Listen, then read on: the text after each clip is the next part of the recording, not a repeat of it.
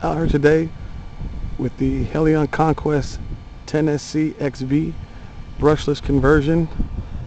It's got the reactor motor and it's got a R Charlance or RC Charlance 60 amp ESC. It's those same ones. I bought a few of them by mistake when I was trying to buy some OC Day ones. They were branded OC Day. Anyway, we've got the trencher style wheels and tires on here today, as you can see, and we'll see how it does.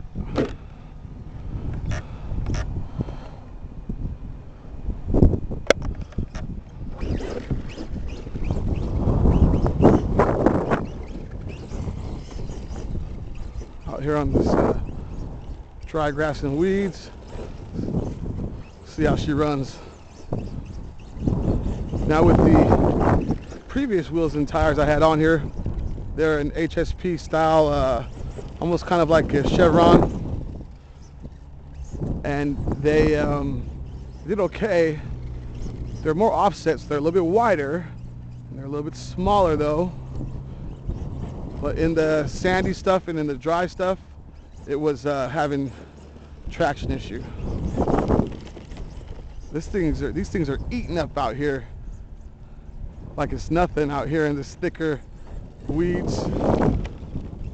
These little trencher style wheels and tires are doing real good. Let's see how they do in the dry stuff, the looser stuff.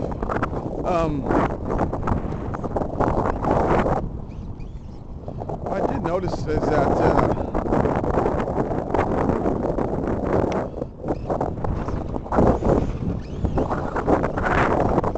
the compound is a little softer than the trenchers, and it's just a little bit different. It's almost the same thing.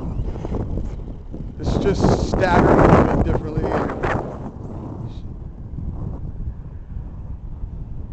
That's probably how they were able to get away with using them. Now, it happens quite a bit. It's not like my slipper's a little bit loose. I haven't adjusted it since I went brushless with this.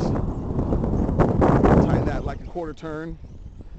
But like I was saying, tires, wheels and tires, in the real world on real cars, they come out with similar stuff as well, you know. Tread patterns are very, very similar with just different compounds and different subtle pattern differences and whatnot, and that's how they get away with using them. It's really good today, guys. She runs great with these wheels and tires though. She doesn't want to spin out as much. She holds a line better with these. I think I'm going to keep these on here. And what I'm going to do is I like my Helion with those other HSPs. There's more offset to them. They're a little bit smaller. It tires don't balloon as much, and it handles a little bit better with those, in my opinion. And being four-wheel drive, I don't have traction issues. But with those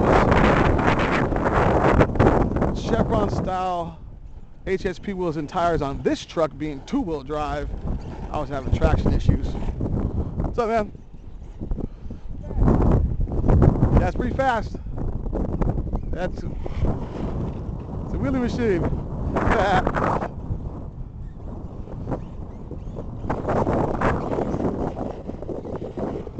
Let's see how well it holds the line.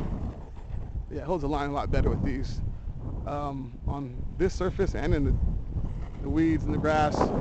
So yeah, I think I found a match. These are going to stay on here, and then the Helion Avenge MT is going to run the HSP style. I have a few sets of those. They're on the same wheels and tires. They're both 1/4 inch offset.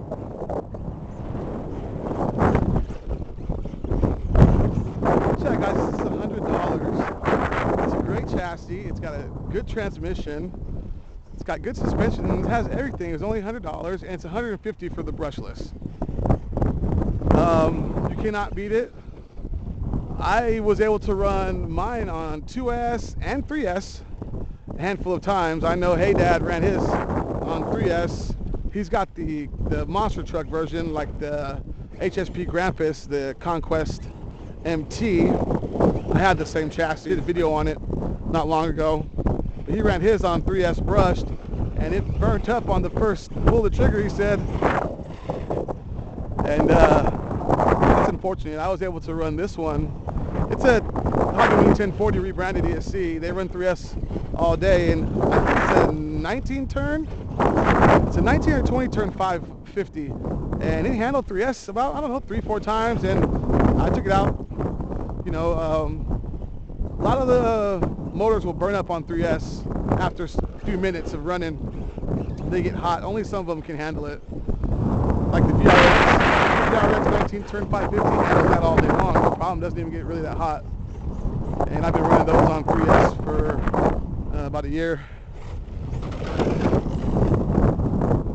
Yeah, this thing goes pretty good, guys.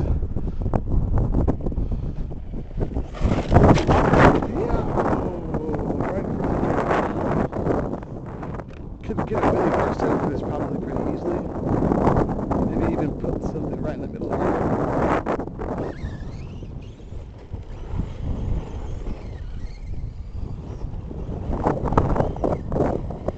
I had the dual rates turned down quite a bit because this servo is just so fast, and now that it's a monster truck, it's gonna want to flip over a lot easier. If you notice, I haven't rolled it, not once. And now that I say that, it's probably gonna roll.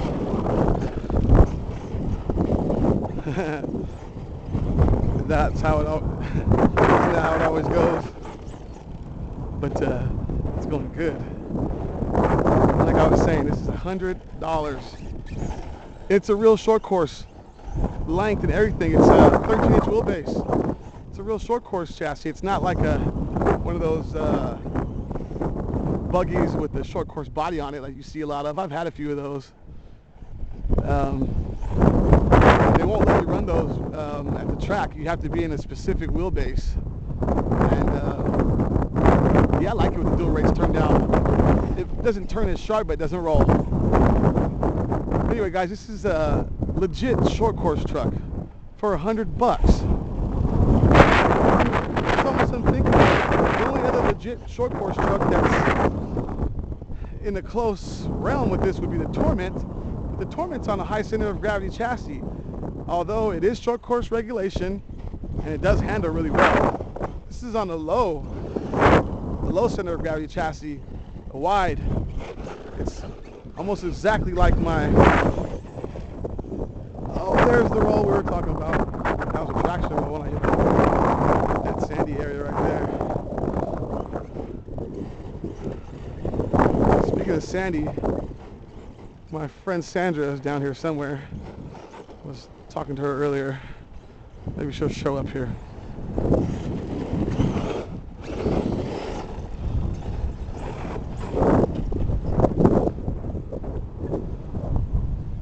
Let's go in the grass. Slipper's loose. It's getting looser. I can feel it.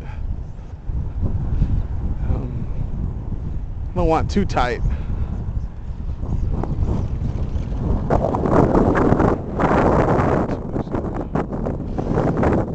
Ooh, something happened.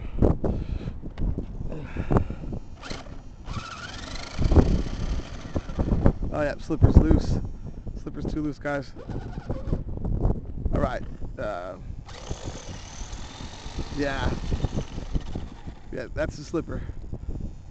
So that's her. We go home, tighten up the slipper, and be back out. All right, peace. Okay, guys, here's what happened.